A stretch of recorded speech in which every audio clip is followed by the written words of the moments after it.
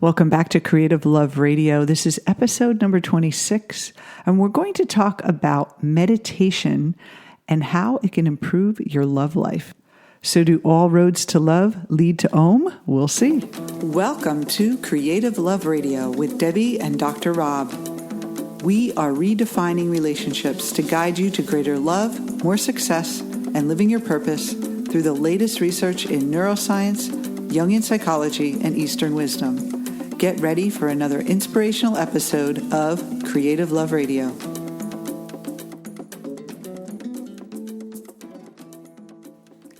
Welcome to Creative Love Radio, episode number 26. And this, let me guess, Rob, is your favorite topic.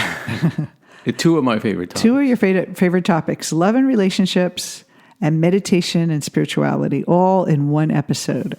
I'm so excited. You get two for the price of one, and you can't ask for anything more, right? Yeah, and it's free, so it's really a great deal. And before we get started, I want to remind everyone to join us in our Creative Love community on Facebook. We have a group for our listeners. Join us, let us know what you think of the shows, if you have questions or requests for shows, and interact with us and our team, and get more out of the work we share. So meditation. Yeah. What is it? We all hear about it. And a lot of people say they meditate, but they really don't. Yes. And I remember Ram Dass said one time that he spent 26 years thinking he was meditating, but he was just watching TV. No, he was thinking, kind of going on in his mind about his own mental delusions for 26 years, and it really wasn't productive. So There's a lot of misunderstanding. And then there's also people that think you have to shut your mind off to meditate. That you have to turn your mind off, and then that's meditation. Yeah. So what would you say about that, Rob? Well, a little background. Okay. When I first started psychology, back in the days of the dinosaurs, back when the Earth was frozen, the meditation was considered a off topic. In other words, you were off on left field if you were talking about meditation, right? It wasn't a serious topic to study in psychology. Now it is very much mainstream. Mm-hmm. Why? A lot of reasons, but suffice it to say, people need the benefits of meditation. We're going to talk about what the benefits are. But essentially, in defining meditation, it's really difficult to agree upon one specific definition for it because there's so many kinds of meditation. Yeah. But in general, what we're talking about is, let's say, a relaxed state of mind that is not just relaxation because it's different. A lot of people misunderstand that point, that they think it's just relaxing. It's actually a very active state of mind, but it's a mind that's looking inward, and it's self-reflecting, looking at its own thoughts and emotions. So the research that's been done, they've come up with is kind of a generic definition, if you will, which is called open monitoring meditation. Open monitoring meditation. So you're not trying to do anything with your mind. You're not trying to fix it. You're not trying to stop it. You're not trying to control it in any way, but you're observing it. Just watching the thoughts. Watching. Now, that sounds simple, but it's harder than it sounds. Because we get distracted and we want to follow the thought and we get involved in it. I always think of it as like you're trying to fix the thought or you're chasing it and your emotions get wrapped in it versus you're sitting there watching it. Right. So it involves a non-reactivity, monitoring the content of experience from moment to moment as a means to recognize the nature of the emotions and the cognition of the mind. So in other words, you're staying in the moment, you're observing your mind for the thoughts and emotions that arise without judging them. In other words, you're not reacting to whatever thoughts come up. And that's really the challenge. That's the challenge. Because that's how we're conditioned, is to respond to those thoughts, right? Yes. That's really the function of ego, is to give you a sense of, what do I do with this experience? Whereas in meditation, you're not worried about that. You're just observing. So you're not buying into any of the thoughts and emotions that arise, but you're actively allowing them to arise. So that's the fine line, and it's like a balancing act. It requires a little bit of practice, but once people get it, it's natural. It comes natural to us because we've done it in the past somehow. You always notice people kind of stare off into the distance, into the void sometimes. They're just lost in their thought and their mind. That's a meditative state. They're not engaging in any particular activity or thought or emotion, but they're looking at their mind, right? Just kind of an openness. Watching a sunset or watching the ocean and thinking, just relaxing scenery, and you're just kind of just zoned out and zenned out, as they say. And the real, I think we are so used to chasing our emotions and with our thoughts and trying to manage them. It can be exhausting. So it's almost like a massage for the mind, really. You're just letting your mind kind of move through, or whatever energy it has, and you're just letting it kind of burn off steam almost while you're watching it, instead of trying to fix it and put it in certain categories or getting reactive to it. I think we don't realize how much tension it causes in our life to keep trying to fix our thoughts and chase them and ride those emotions that go up and down all day long. Absolutely. So in recent years, some of the big universities, and these are really big universities. I'm not talking about like the left-wing kind of... those weird universities in the middle of the mountains that have no accreditation. Harvard, for example, has been very active. University of Wisconsin, my alma mater, has been very active in looking at what are the benefits of meditation. And some of the statistics show that about 25 million people have participated in some kind of meditative practice in the U.S. alone. So worldwide, I'm sure there's a lot more millions and millions of people.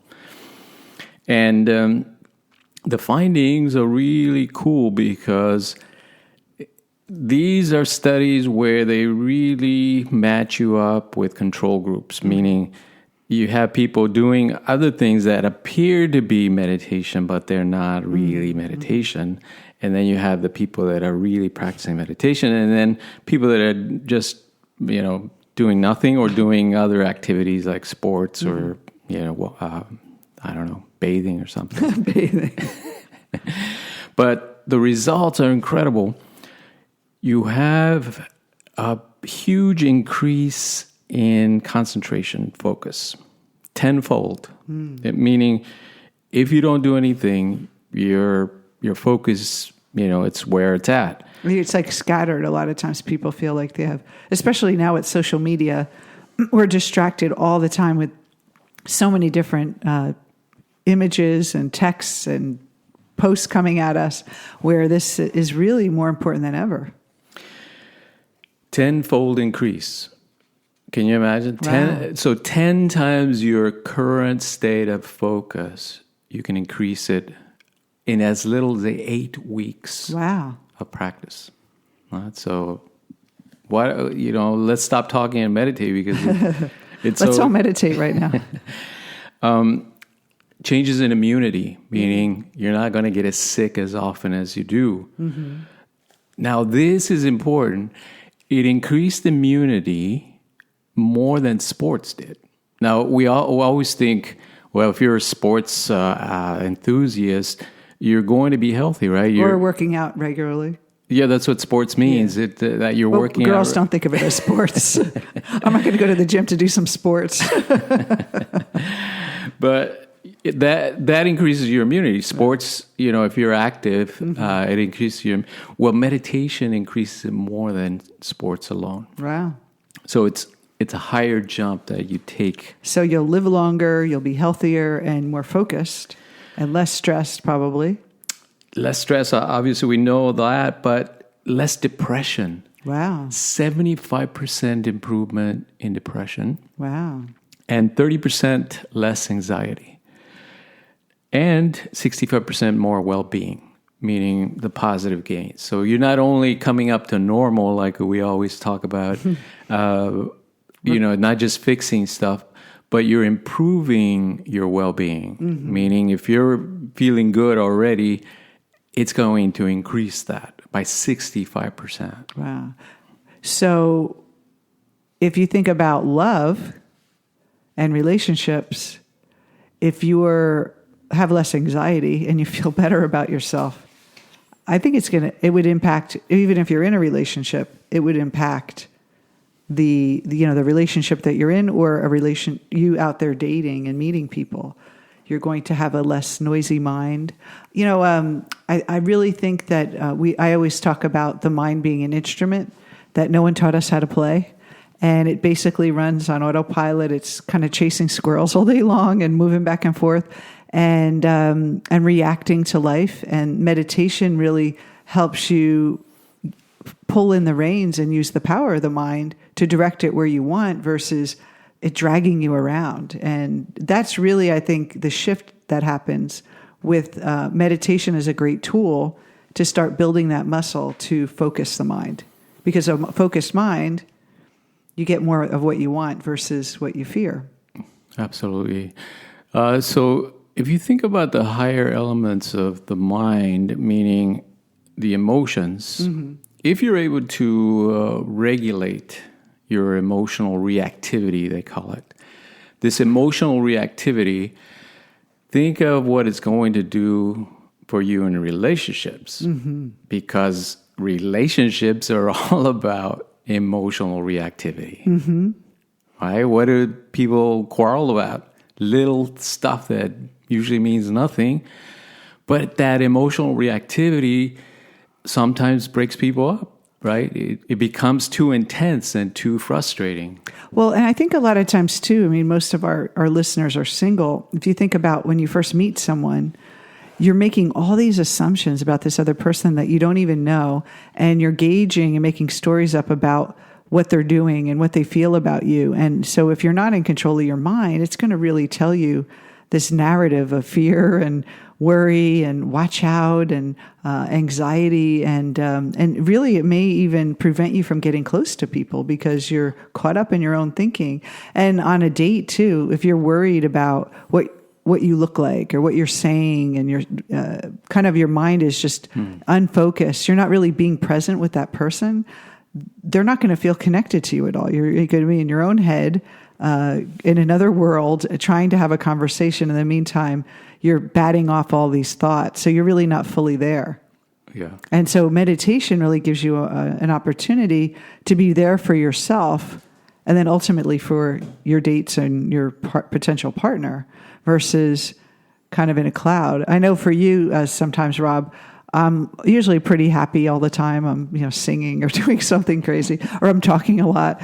And when I'm quiet, you always ask what's going on because I'm like in my thoughts and you kind of feel like, is everything okay? Because you're being so quiet. But we do tend to do that. We tend to disconnect when we get lost in our thoughts, and the other partner can really feel it. If you're connected, like Rob and I are, like have a relationship that, the other person can sense and you're really communicating on that level, they can really feel you pulling away.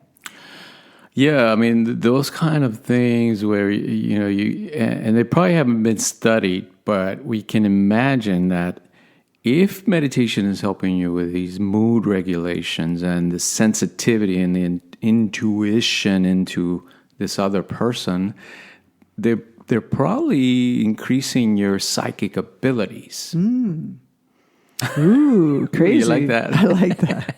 I can read. See if you can quiet your mind, you can read someone else's. Is that what you're saying? Well, if you look at the Yoga Sutras, let's say, and the text, the ancient text, and what they're talking about, why did people develop yoga and meditation? It was essentially to create a super brain, a super mind that was very in tune with the universe, these larger aspects of ourselves as spiritual beings. So if you bring that into the mix, obviously it's going to help you communicate your emotions and read this other person's emotions in a more intuitive and clear way. And because you really, I think if you're not in touch with your own emotions and understanding where you're going to make the same assumptions about the other person. So meditation, I always tell my clients to try to, even if you can't do a full, like some people do 4 hours or 2 hours of meditation a day or 5 hours or whatever it is. We don't think that's possible for the most people to have that in their day. And if you start off with that, it has to be 4 hours or nothing, then you're never going to do it. It's just like going to the gym. You have to go to the gym 4 hours a day. Not many people would do that unless you're really pumped and that's all you do. So take 5 minutes as soon as you wake up in the morning and just spend time just watching your thoughts. And what you're going to notice is through that process of just being with yourself, you're going to realize that every day your mind is telling you the same darn story. It's worried about the same things. Emotion, the day starts and it's like this record starts playing. And then when you realize that, oh, this is the same as yesterday, you're actually kind of acknowledging and being more present to it. You can start to not allow those thoughts to drive your decisions throughout the day. And, oh, that's just my ego mind just chattering away. So a lot of people think, like I said earlier, is that when you meditate, that you have to shut off the negative thinking, right? You have to take the negative thoughts and make them positive, or you have to clear the thoughts and send them into the light and, all that. I think when you wrestle with your thinking, you give it power.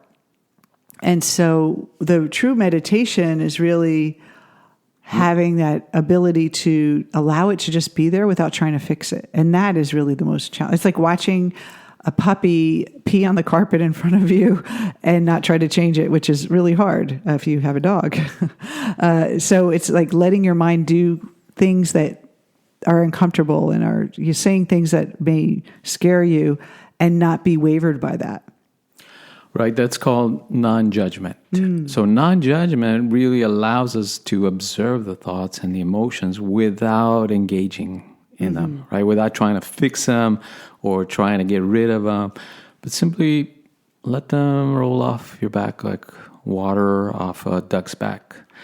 And there have been some studies that look at empathy, for example, and meditation helps you develop that empathic ability in the mind, which means that you're able to put yourself in other people's shoes. Now, do you think that'll help in relationships or even dating? Yeah. Absolutely. It's going to help you empathize with other people's situation without judging them and without judging yourself. Now, that part is so important because a lot of people, they're okay with with being empathic towards others, but they're very harsh on themselves. And a lot of these meditation or meditative techniques help you let go of that need to be what is it, perfectionism, right? That perfectionism that we have built into us. That we can't say the wrong thing or do the wrong thing. And if we are able to see our foibles and be compassionate to ourselves, then we could also see that everyone's really trying their best. Especially in dating, we all make mistakes. We all say the wrong things. We all act silly and stupid and mean and too pushy and not pushy enough. And I mean, if we were required to perform at such a high level, like we're going to the Olympics or something, and we have a scorecard, but I think if we can give ourselves a break and not have that judgment, the meditation really helps us practice that. So when we're out in the field, on a date, it becomes natural for us to just really be ourselves and just be relaxed. Right. So in theory, then that practice of observing your thoughts and emotions, you carry it into your everyday life. So it's not just about sitting down and kind of being spiritual for 10 minutes and then road rage, going down the freeway 90 miles an hour, raging. It's taking that practice of observing the world and everything that's occurring through that lens of non-judgment. You're not numbing yourself. A lot of people think meditation is like numbing, just so you don't feel anything. It's the opposite. You're allowing feelings and thoughts to arise in a more in an open way. Yeah, it's like a deeper connection and deeper feeling, because you're not talking yourself out of the feeling or justifying the feeling or projecting it onto something else. You're just letting it be there. And life is the ups and downs of life. We're not meant to be. I think another leading to another idea is that I think a lot of people think, well, if I meditate, then I just have to be happy all the time. Like it's like this bliss I'm going to have. And what you're saying is that we're happy with ourselves regardless of when we're up or down. Yeah. We do have it's a kind of a bliss in a way, even though sometimes when life is challenging, we could still be bliss with the challenge. It doesn't mean that your life is always going to unfold in the perfect way. Another thing too is I think that what happens with people that do meditation in the wrong way, when they're suppressing or they're judging the negative feelings. I'm in meditation. I can't think of that angry person right now, or I can't think of this worry right now. I got to push it down. That's not really allowing that. It's really just what you're doing all day long. You're just sitting there now. You're pushing down it consciously, but not allowing those feelings to arise. So I think people in the spiritual community, I see a lot of people that have suppressed a lot of anger because they have to be this blissful, peaceful, loving, kind, spiritual person. Sure. That happens. And if you're still not convinced, if all this barrage of information hasn't convinced you to buy a yoga mat or a meditation cushion and sit there and meditate, this is something very practical. It's called reduce rumination. So reduce rumination simply means that you're not obsessing about stuff. Oh, I don't know if I can do that. Who hasn't obsessed about something? Yeah. Especially in relationships, right? Why didn't he text? Why didn't she call? Why did she say that? Why did I say that on the date? I shouldn't have said that, right? I shouldn't have wore that outfit. It gives you the ability to manage that ruminating mind a little bit more, to where you can let go of things. What about the ex? Getting over thinking about him all the time, and the mind going back into the trying to fix it, right? Same old stuff over and over and over. That is a very practical aspect of meditation, that it will allow you to let go of the past in a healthy way, not by suppressing it, because that's what we do most often, is we push it away. We say, I don't want to think about it. To hell with them. That's not a healthy way or like a creative way of doing it, because all you're doing is giving it more energy. It's going into the unconscious, and it's going to gather more power. This way, you're bringing it up, you're letting it arise. Whatever thoughts you have about your ex, welcome them. Come on in. Tell me more. What's going on? But you're not buying into them. You're not ruminating. You're not kind of working it over and over. You're simply observing the mind. Then you can really start to see how your mind works. And who is the one watching all this thinking? Yeah. Who is that? Who is this other? What is this other awareness that's witnessing all of this? And that's really your true self. And the noise that surrounds us every day is clouding it over like a veil, and distorting that beautiful peace and bliss and awareness that's always there.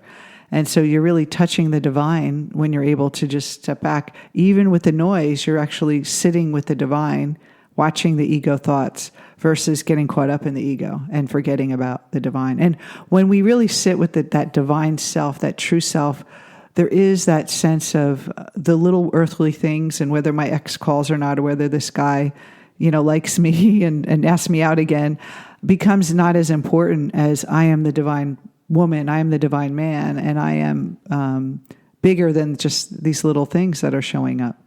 And that's really, that divine self is where intuition comes from, where your imagination comes from, and creativity comes from. So how do we do this? How do we do it? Tell me, Rob. No, you tell me. Well, like I said, sit in the morning and just give yourself 5 minutes and just say, I'm going to pay attention to my thoughts and just watch the thoughts. And the main thing is not to, like you said, judge the thoughts, but see if you can ask yourself, who is the witness here? Just really feel like you're trying to discover and look for that part of you that's watching. And just, it's really a subtle feeling, but you're going to feel this kind of shift of perspective that is going to feel more solid and more constant versus the ups and downs of the thoughts. Think of it as a movie screen, and the movie's playing on the screen. That movie flat white screen is your true self, and the movie playing on it are all your thoughts and feelings. And so that flat screen you can't see the movie without the flat screen. It's the canvas for what we live. But that's really the bliss the true awareness that we are. And just, you cannot shut off the mind. You can't shut off the ego mind. So it's not you can swim with it. We don't know what happens after you die. That's up for debate. What happens to that mind? But we know that white screen, that pure awareness, transcends time and space and really is our true potential. And so just by us being aware of it within ourselves makes us feel less tied to the world as giving us anything, and then we're tied to something greater within ourselves. And I think that when you practice this, even for 5 minutes a day, and make it as long as you want, you're going to probably like it, so you're going to want to do it more. Maybe 5 minutes in the morning or 5 minutes before you go to bed. Make sure you're sitting up too, because if you lay down, you'll fall back asleep and you'll be late for work. But sit up and just spend some time just with a straight back and shoulders back, and feel your spine align, and just really sit up cross-legged. If that's uncomfortable, sit in a chair, sitting straight up. Put your hands on your lap. You don't have to do any mudras with your hands or anything to make it fancy. Just let your hands just fall, relax. Maybe even have your palms up in this kind of welcoming place, and just be with yourself. And it's such a loving thing to do. And that's what I would start out with, just something really simple like that. And remembering that you are the divine self. And the more in touch with that you are, the people that you attract into your life, the dates and even the people around you are going to start reflecting a different type of awareness. You'll find that the people that are drama queens or drama kings are going to fall away. And then there's going to be a more higher level of connection and heartfelt awareness with your relationships. Nice. So let's meditate. Let's all meditate. So all road to love lead to Om.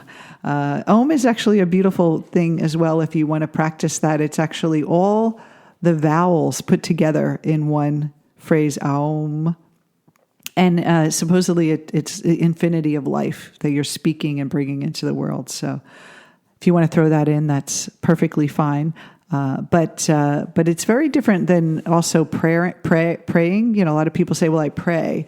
That's praying. You're actually asking for something, or you're feeling separate from the divine. You're saying, please give me this. And what you're doing in this state is you're honoring the divine. You're honoring God or the higher power or the true self within you.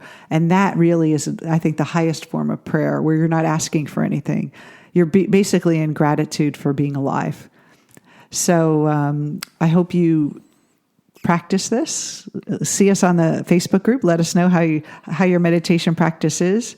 And really, it's a beautiful, wonderful thing to do for yourself, and give yourself the space to do. Do you have anything else to add before we go, Rob? You've said it all. I've said it all.